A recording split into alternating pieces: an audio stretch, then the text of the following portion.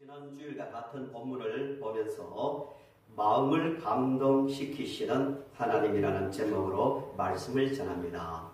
마음을 감동시키시는 하나님. 에스라서는 하나님의 백성들이 바벨론의 포로로 끌려갔다가 70년 만에 포로 생활을 끝내고 고국으로 돌아온 이야기입니다. 말씀을 보시면요, 하나님께서 하나님의 백성들을 어떻게 인도해 가시는지 잘 알 수 있습니다. 하나님은 크게 두 가지 방법으로 우리를 이끄십니다. 첫째는 하나님께서 말씀하신 대로. 뭐라고요? 하나님께서 말씀하신 대로. 너무너무 중요한 이야기입니다. 먼저 말씀하신 대로. 그러니까 일어나는 모든 일들을 국가 간의 문제가 되었던 개인의 문제가 되었던 그 모든 그 현실을 해석하는 기준이 하나님의 말씀이 되어야 되는 거예요. 그 안에 답이 있거든요. 두 번째는 사람의 마음을 감동시킵니다. 첫째는 말씀하시고, 두 번째는 그 말씀을 이루시는데 사람의 마음을 움직여서 하나님의 일을 이루어 갔습니다. 1절을 보시면 에스라서는 이렇게 시작합니다. 바사 왕, 바사가 어느 나라라고 했습니까? 페르시아. 한글로 번역할 때 그냥 바사라 했는데요. 같은 말입니다. 페르시아 왕 고레스는 키루스 2세라고 합니다. 고레스 원전에 여호와께서 예레미야의 입을 통하여 하신 말씀을 이루게 하시려고 라고 말합니다. 70년 만에 포로 생활에서 돌아오게 된 것은 누구의 입을 통하여 하신 말씀을 이루려고 하신다고요? 예레미야. 하신 말씀을 그대로 이루신다는 겁니다. 예레미야는 남유다가 바벨론에 멸망당하기 40년 전부터 40년간 활동한 선지자입니다. 눈물의 선지자라는 별명이 눈물의 선지자. 눈물로서 말씀을 전했는데 안 듣는 거예요. 각자 선지자의 말을 받아들이면서 예레미야의 말을 안 받아들이는 거예요. 예레미야가 외친 핵심 내용은 바벨론에 끌려갔다가 70년 만에 돌아온다는 메시지입니다. 예레미야를 통하여서 하신 말씀이 뭔가? 25장 11절에서 13절 말씀입니다. 하나님의 백성들 유다가 망하기 전에 미리 주신 말씀이라는 거예요. 미리 어떤 말씀을 하셨는가? 이 모든 땅이 폐허가 되어 놀랄 일이 될 것이며 이 민족들은 몇 년요? 70년 동안 바벨론 왕을 섬기리라. 여호와의 말씀이니라. 70년이 끝나면 바벨론에서 돌아온다는 거예요. 13절. 내가 그 땅을 향하여 선언한 바 곧 예레미야가 모든 민족을 향하여 예언하고 이 책에 기록한 나의 모든 말을 그 땅에 임하게 하리라 라고 말씀하셨습니다. 29장 예레미야서 29장 10절도 같은 말씀이 나옵니다. 여호와께서 이와 같이 말씀하시니라. 누가 말씀하신다고요? 여호와께서입니다. 하나님께서 말씀하신 거예요. 여호와 입을 통하여, 예레미야의 입을 통하여 바벨론에서 70년이 차면 내가 너희를 돌보고 나의 선한 말을 너희에게 성취하여 너희를 이곳으로 돌아오게 하리라 라고 분명히 말씀합니다. 하나님은 먼저 말씀하시고 그 후에 그 말씀을 이루십니다. 1절과 거의 같은 말씀이 바로 앞장에 있는 역대기, 역사입니다. 역사, 이스라엘 역사를 구속사적 관점에서 기록한 성경이 역대기 상하입니다. 결론이 똑같습니다. 36장 22절 보시면 바사의 고레스 왕 원년에 여호와께서 예레미야 입으로 하신 말씀을 이루시려고 여호와께서 바사의 고레스 왕의 마음을 감동시키시되 그가 온 나라에 공포도 하고 조소도 내려 결국 70년 만에 하나님의 백성들이 고국으로 돌아왔다는 겁니다. 누구의 말대로? 예레미야의 입을 통하여 하신 여호와의 말씀대로 되었다는 거예요. 우리가 이 말씀을 보면서 붙들어야 될 게 뭐냐면 오늘 우리도 영적으로 보면 영적 바벨론의 중앙에 살고 있는 거예요. 이 땅을 영적 바벨론이라 말하잖아요. 계시록에서 영적 페르시아 속에 우리는 살고 있는 거예요. 이 시대 속에, 이 세상 속에서 살면서도 우리 확실하게 하고 살아야 될 게 뭐냐면은 하나님께서는 우리에게 말씀하신 그대로 지금 이 순간에도 그 말씀대로 세상을 다스리시고 우리를 이끌어 가신다는 사실입니다. 믿으십니까? 우리를 그냥 세상에 던져놓고 너희들 힘껏 살아봐라. 아니에요. 예레미야 시대보다도 오히려 더 구체적으로 말씀하신 이 말씀대로, 성경 말씀대로 우리를 지금도 이끌고 계십니다. 그 확신 속에 서 있어야 영적 바벨론, 영적 페르시아인 이 세상에 끌려가지 않는 거예요. 나는 약하지만 수십억의 인구 속에서, 사람들 속에서 나는 작지만 천지를 만드신 하나님께서 말씀대로 나를 붙들고 이끌어 가신다는 믿음 속에 서 있으면 이 세상에 걸려가지 않고 오히려 이 세상을 끌어갈 수 있는 겁니다. 이게 다니엘의 믿음이고 에스라의 믿음이고 승리한 선지자들의 믿음이었습니다. 오늘 꼭 기억합시다. 역사의 중심 속에서 영적 제국인 이 바벨론 속에서 페르시아 속에서도 하나님의 말씀을 한자 짚어가면서요. 혼란스러울 때도 있잖아요. 세상이 너무 강하다고 느낄 때도 있잖아요. 그때도 하나님의 약속을 한자 짚어가면서 그 약속을 따라 살아갈 수 있는 우리가 될 수 있길 바랍니다. 말씀을 주목해서 보시면 1절을 다시 보세요. 바사왕 고레스 원년에 여호와께서 예레미야의 목을 통하여 입을 통하여 말합니다. 강조합니다. 그냥 예레미야를 통하여 이렇게 하면 되잖아요. 입이라고 강조하는 것은 사람이 말했지만 그 말은 누구의 말이라고요? 여호와 하나님의 말이라는 거예요. 그런 점에서 오늘 설교자인 저 역할이 굉장히 중요합니다. 저의 입으로 지금 설교하잖아요. 맞죠? 하나님께서 직접 말씀하시는 게 아니잖아요. 저의 입을 통하여 말하는 그 말이 누구의 말이라는 거예요? 하나님의 말씀입니다. 물론 전제 조건이 있죠.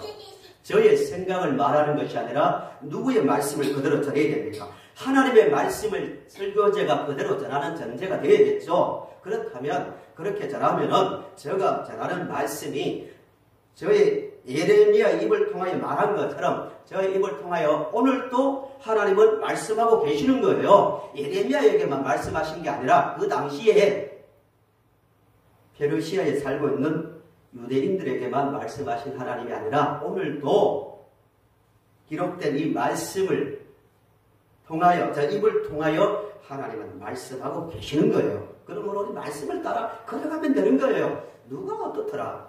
세상이 이렇게 돌아가더라. 아니에요. 하나님의 말씀대로 세상은 돌아가고 있는 겁니다. 이게 첫 번째 생각할 말씀이고요. 이제 두 번째는 그러면 예레미야를 통하여 70년 만에 구체적이죠? 구체적입니다. 70년 만에 너희들이 그 땅에서 돌아오게 하겠다는 그 말씀을 어떻게 이루시는가를 잘 보셔야 됩니다. 어떻게 이루시는가? 사람의 마음을 감동시켜서 사람의 마음을 움직여서 1절 5절을 보세요. 다시 1절 5절을 보세요.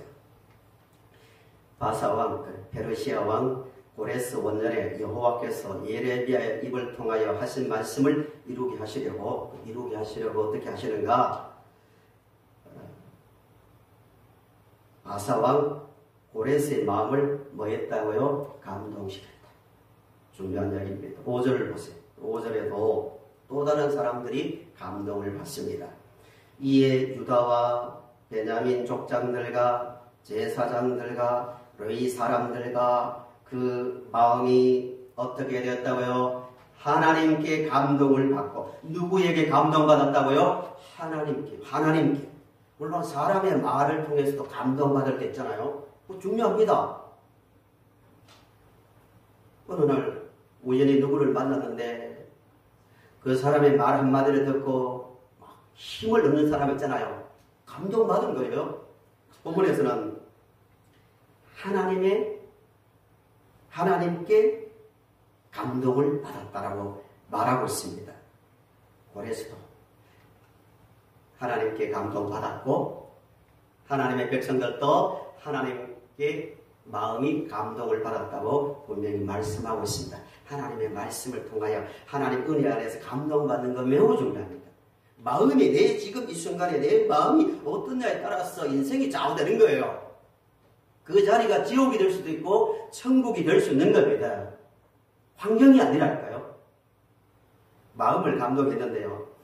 첫째, 고레스의 마음을 감동시켰다 하는데요. 고레스가 누군가를 좀 아실 필요가 있습니다.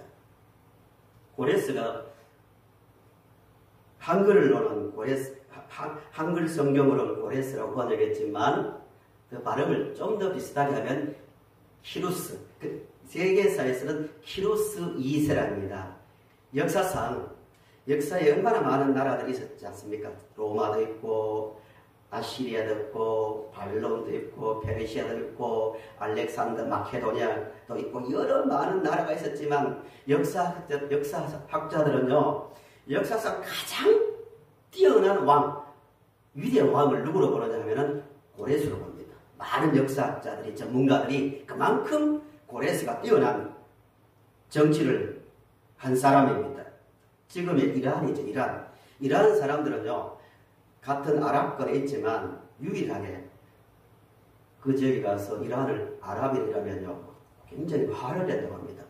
그만큼 민족적 자부심이 있습니다. 아리안 쪽을 이란, 페르시아의 후손들이거든요. 우리는 아랍과 다르다고. 고레스의 후손이라고, 페르시아의 후손이라고 말할 정도로 지금도 굉장히 자긍심을 가진 사람들입니다.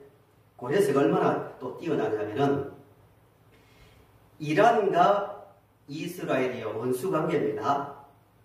같은 아랍 사람들 중에서도 지금도 언제든지 좀 가서 폭격하고 미사일 쏘려고 하는 관계가 이란과 이스라엘인데요. 이스라엘의 초대 수상이 누구냐면 벤구리온인데요. 이 수상이 이란의 페르시아죠. 페르시아의 고레스 왕을 아주 인정하고 존중했다고 합니다. 그만큼 키루스 왕은, 고레스 왕은 정치를 잘한 사람입니다. 그런데 고레스가 하나님의 백성들을 고국으로 돌아가게 한 것은 누구에 의해서요? 하나님의 감동을 받아서 그렇게 했다라고 분명히 말하고 있습니다. 고레스가 무슨 정책을 썼냐면 2절, 4절을 보세요. 인간의 생각으로 하면 상상할 수 없는 정책을 씁니다. 2절, 4절 요약해 볼게요. 바사왕 고레스는 말하노니 하늘의 하나님 여호와께서 세상 모든 나라를 내게 주셨고 나에게 명령하사 유다 예루살렘의 성전을 건축하라 하셨나니 이스라엘의 하나님은 참 신이시라. 너희 중에 그의 백성된 자는 다 유다 예루살렘으로 올라가서 이스라엘의 하나님 여호와의 성전을 건축하라. 그는 예루살렘에 계신 하나님이시라. 4절 그 남아있는 백성이 어느 곳에 머물러 살든지 그곳 사람들이 마땅히 은과 금과 그 밖의 물건과 짐승들로 도와주고 그 외에도 예루살렘에 세울 하나님의 성전을 위하여 예물을 기쁘게 드릴지니라 하였더라 라고 말합니다. 여자가 이런 내용이죠. 고레스가 공포한 거예요.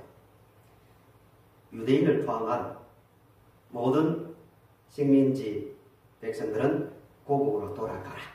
다 풀어줍니다. 피 한 방울 안 흘리고 나가라고 합니다. 두 번째는 유대인들에게 특별히 성전을 건축하라. 세 번째는 성전 건축에 필요한 것을 다 제공해 주라라고 말합니다. 7절부터 11절은 구체적인 이야기가 쭉 나오죠. 하나님의 백성들이 이스라엘이 유대 땅이 망할 때, 유대가 망할 때 성전에 있는 것을 바벨론 왕 느부갓네살이 다 빼앗아갔습니다. 그것을 빼앗아서 자기 나라에 두었는데 그것을 다 돌려줍니다. 하나도 빠지지 않고 다 돌려줍니다. 왜 이렇게 되었다고요? 왜 이런 일이 일어났습니까? 하나님께서 고레스의 마음을 움직였기 때문에 그렇게 되었다고 분명히 말하고 있습니다. 불신자들은 이렇게 생각할 수 있잖아요. 똑같은 일어난 일을 보고 에이 목사님 그거는 다 짜집기 끼워 맞추기 해석이지 고레스가 똑똑하고 국제 정세를 잘 읽어서 고레스가 한 거지 무슨 보이지 않는 하나님의 신이 고레스의 마음을 바꾸었어. 식민지 백성들을 해방시켜주고 돈도 주고 성전도 건축하라 한 것 아닙니다. 그거는 고레스의 생각에서 나왔지 하나님께서 하신 게 아니라고. 세상 사람들은 그렇게 해석하지만 성경은 분명히 말합니다.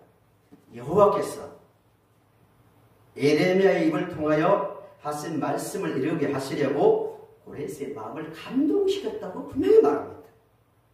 오늘도 하나님은 천지를 만드신 하나님은요.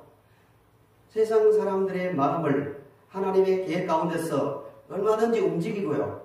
또 우리의 마음도 감동시켜서 움직이시는 분입니다. 모든 주권은 하나님께 있습니다. 믿으시기 바랍니다. 성경을 보실 때요. 가만히 보시면 성경을 보는 관점인데요.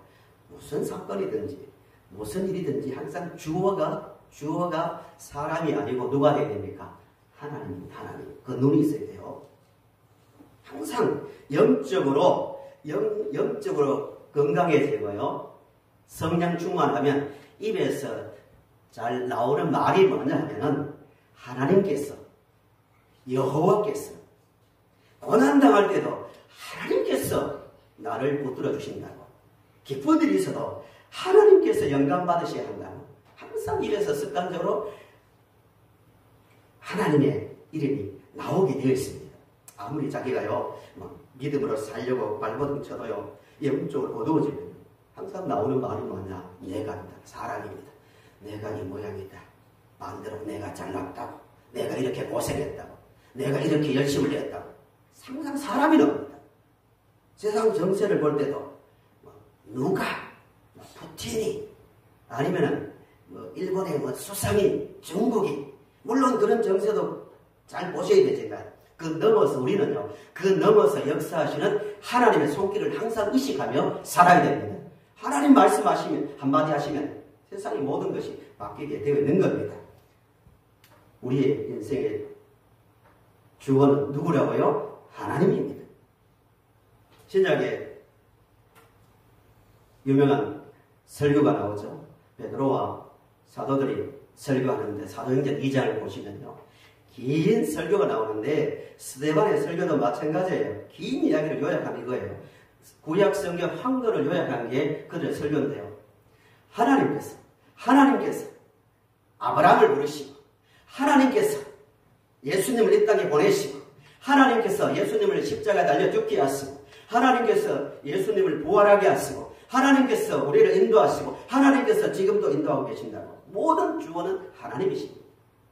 하나님께서 고레스의 마음을 움직임으로 70년 만에 정확하게 말씀대로 하나님의 백성들이 자유를 얻어 고국으로 돌아와서 성전을 건축했다는 겁니다. 하나님께서 하십니다.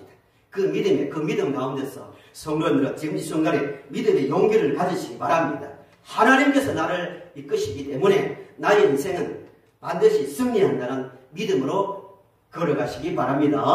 또 하나님께서 누구를 감동하시는가? 5절을 다시 보세요. 5절을 보시면 유다와 베냐민 족장들과 제사장들과 이 사람들과 그 마음이 하나님께 감동을 받고라고 말합니다. 하나님의 백성들이 감동을 받는 거예요. 하나님의 백성들이 구체적으로 여러 사람이 감동을 받습니다. 감동받은 결과가 뭐냐?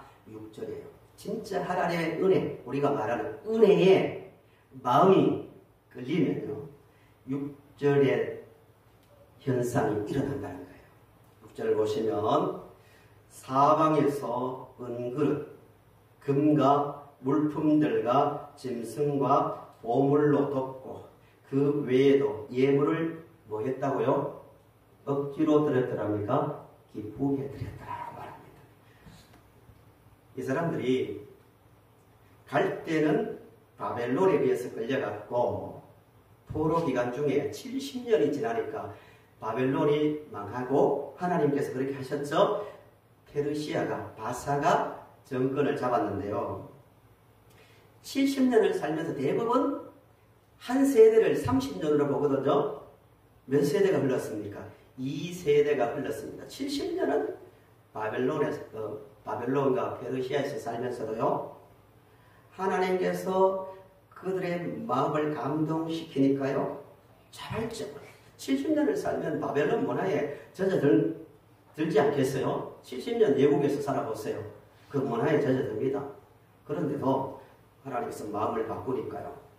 성전 건축을 위해서 자발적으로 자기들의 필요한 것을 은그릇, 금과 물품들과 짐승과 보물로 덮고 그 외에도 예물을 아주 기쁜 마음으로 드렸다라고 말하고 있습니다. 마음이 중요한 거예요. 마음이 하나님께 감동을 받아야 됩니다. 하나님께서는 우리 교회를 사용하실 때, 우리 교회를 사용하실 때 성도님들의 마음을 먼저 감동시키십니다. 마음이 문제가 됩니다. 내 마음이 하나님이여 이런 환경이 있습니다. 이걸 바꾸어 주세요. 누구가 있는데요. 그 사람을 고쳐주세요. 이게 아니라 내 마음이 바뀌면 됩니다. 그래서 5절에 있는 말씀대로 마음이 바뀌니까 기쁜 마음으로 자발적으로 모든 것을 드렸다라고 말씀하고 있습니다. 제가 인상에 남아있는 머리에서 깊이 박혀있는 장면이 하나 있어요. 그게 뭐냐면은 우리나라에 1950년, 60년대에는 살기가 굉장히 경제적인 면에서 살기가 힘들었잖아요. 통계를 봐도 아프리카에 못 사는 나라 수준이었는데요. 전쟁 직후라서 6.25로 인해서 350만 명이 죽고 다쳤잖아요. 길거리마다 고아가 넘쳐나고 장애인들이 넘쳐났습니다. 소위 말하는 보릿고개라고 했어요. 봄에 씨 뿌릴 때쯤이죠. 보릿고개가 넘기 힘든 게 그 당시 우리 나라 사람들의 형편이 있습니다. 이때 찍은 사진인 것 같은데요. 제가 기억에 남는 사진이 뭐냐면은 이런 내용 같아요. 어느 시골 교회가 건축하는데 교회를 짓는데 한 장면을 찍은 것 같아요. 보니까 앞에 리어카를 그려요. 리어카가 뭔지 아시죠? 리어카. 예, 다 아시죠? 앞에 남자 성도님들 앞에서 이렇게 비포장 길을 앞에서 끌고 여자 성도님들은 또 뒤에서 밀고 리어카에는 돌과 자갈이 가득 담겨 있고요. 또 옆에 보니까 초등학생밖에 안 되는 어린 아이들이요. 자그만 자갈이나 돌을 들고 교회를 지키기 위해서 옮기는 장면이 찍혀 있었습니다. 그 감동이에요. 왜 감동이냐면은 그 사람들이 그 표정을 보면 너무 자발적으로 하는 것 같아요. 억지로 내가 왜 이것을 해야 되지가 아니라 너무 기쁜 마음으로 앞에서 끌고 뒤에서 밀고 아이들도 누가 강제로 그 아이를 동원시키겠습니까? 요즘 만약에 애들을 그런 일을 시키면 난리 나겠죠. 인권 침해고 어쩌고 아동 학대도 하겠죠. 근데 그 당시에 자발적으로 부모들이 허락하니까 나온 거 아니겠어요? 아이들이 나오려니까 다 기쁜 마음으로 좋았어. 그렇게 했다는 거예요. 왜 그럴까요? 마음이 감동되니까, 은혜에 감동되니까 좋은 거예요. 그냥 그 일이 좋은 거예요. 그게 교회의 힘입니다. 우리 교회의 힘도 여기서 나와야 됩니다. 누가가 아니라 내가 됩니다. 내 마음이 감동되면 나에게 맡겨진 분량만큼, 나에게 맡겨진 능력만큼 하나님 앞에서 기쁜 마음으로 일하면 하나님은 그것을 받으시고 기뻐하실 겁니다. 각자입니다. 각자. 필요에 따라 그렇게 했다는 겁니다. 우리 찬송가 중에서요. 조금 전에 부르셨던 95장을 보시면 하나님께 마음이 감동을 받는다는 것이 어떤 것인지를 잘 보여주는 찬송이 95장이에요. 나의 기쁨, 나의 생명이 되신 주, 밤낮 불러서 찬송을 드려도 늘 아신 마음뿐일세. 나의 진정 사모하는 예수는 음성조차도 반갑고 나의 생명과 나의 참 소망은 뭐라고요? 오직 예수뿐일세. 마음에 감동되어야 나오는 노래입니다. 밤낮 불러서 찬송을 드려도 늘 아신 마음뿐일세. 나의 진정 사모하는 예수는 음성조차도 반갑고 나의 생명과 나의 참 소망은 오직 예수뿐일세. 우리 고개라는 극한 그 고개를 넘기 위해서 사투를 벌여야 했던 그 극한 가난 시절에도 이런 찬송을 우리 성도들은 많이 불렀단 말입니다. 기쁘니까, 마음이 움직이니까요. 그 마음이 우리의 마음이 되어야 됩니다. 문제는요, 정말 조심해야 될 마음이 있습니다. 반대의 경우입니다. 반대의 경우. 성전을 눈물로서 건축하고, 이스라 시대에 성전을 건축하는데 간단하지 않았습니다. 방해꾼도 많았고요. 편지를 써가지고요, 페르시아에 보내가지고 이 성전 건축을 하지 못하도록 막 방해하고 어려움이 너무 많았습니다. 중단되었다가 하고 어렵게 건축을 하고 모든 것이 회복됐는데, 그 이후에 어떤 교회에 그 당시에 이제 하나님 백성들 사이에 어떤 모습이 나타났냐 하면요, 말라기 1장 8절에서 2장 2절을 보세요. 우리 정신을 바짝 차려야 됩니다. 그렇게 눈물로 기뻐하며 눈물을 흘리면서 감격하며 성전을 짓고 예루살렘을 회복했던 하나님 백성들의 모습이 어떻게 바뀌었는가? 말라기 구약성경 마지막 장이죠. 말라기 1장을 보시면 이렇게 말합니다. 그 당시의 모습을 잘 묘사해 놨는데요. 자, 이 말씀을 요약하고 말씀을 마칩니다. 조심해야 될 마음이라는 거죠. 1장 8절을 보시면 만군의 여호와가 이르노라, 너희가 눈먼 희생 제물을 바치는 것이 어찌 악하지 아니하며 저는 것 병든 것을 드리는 것이 어찌 악하지 아니하냐. 이제 그것을 너희 총독에게 드려보라. 그가 너를 기뻐하겠으며 너를 받아주겠느냐. 이 당시의 모습이 하나님 앞에 제사를 안 드리는 게 아니에요. 제사 드려요. 다 나와요. 드리는데, 제물을 바치는데 제일 못한 것, 병든 것, 또 저는 것, 이런 쓸모없는 것, 그들이 보기에 가장 좀 잘못된 것을 하나님께 드리기는 드려요. 마음이 따랐다는 거죠. 벌써 그 당시, 오늘 우리 말로 하면 예배의 모습이 드리기는 드려. 근데 정말 형식적으로 드리고요. 9절 보세요. 만군의 여호와가 이르노라, 너희는 나 하나님께 은혜를 구하면서 우리를 불쌍히 여기소서 하여보라. 너희가 이같이 행하였으니 내가 너희 중 하나인들 받겠느냐. 만군의 여호와가 이르노라, 너희가 내 제단 위에 헛되이 불살하지 못하게 하기 위하여 너희 중에 성전 문을 닫을 자가 있었으면 좋겠도다. 내가 너희를 기뻐하지 아니하며 너희가 손으로 드리는 것을 받지도 아니하리라. 13절을 보세요. 만군의 여호와가 이르노라. 너희가 또 말하기를 이 일이 얼마나 번거로운고 하며 호웃음치고 훔친 물건과 저는 것, 병든 것을 가져왔느니라. 너희가 이같이 봉헌물을 가져오니 내가 그것을 너희 손에서 받겠느냐? 이는 여호와의 말이니라. 2장 1절 2절 보세요. 중요합니다. 너희 제사장들아 이제 너희에게 이같이 명령하노라. 만군의 여호와가 이르노라. 너희가 만일 듣지 아니하며 마음에 두지 아니하여 내 이름을 영화롭게 하지 아니하면 내가 너희에게 저주를 내려 너희의 복을 저주하리라 라고 말합니다. 그 당시의 모습이에요. 짐승을 가져와요. 또 모여요. 정기적으로 모입니다. 제사를 드립니다. 그런데 입에서 이런 말이 나오는 거예요. 번거롭다고. 13절에 있는 말씀대로 언제까지 이렇게 계속해서 나와서 하나님을 예배해야 되냐고, 제사를 해야 되냐고, 너무 번거롭다고. 그러면서 행동을 합니다. 뭐가 문제예요? 마음이 2장 2절에 있는 말씀대로 마음을 두지 않는 거예요. 마음이 세상에 가 있다는 거예요. 조심해야 됩니다. 한국교회의 모습이 아닌지, 우리의 모습이 아닌지를 돌아보면 정신을 바짝 차려야 됩니다.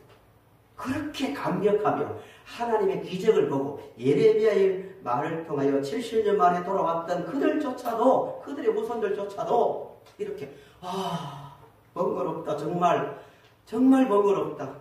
언제까지 우리가 하나님을 이렇게 섬겨야 되냐고 그 마음에 그들이 잡혔던 것처럼 얼마든지 우리들도 그렇게 될 수 있는 겁니다.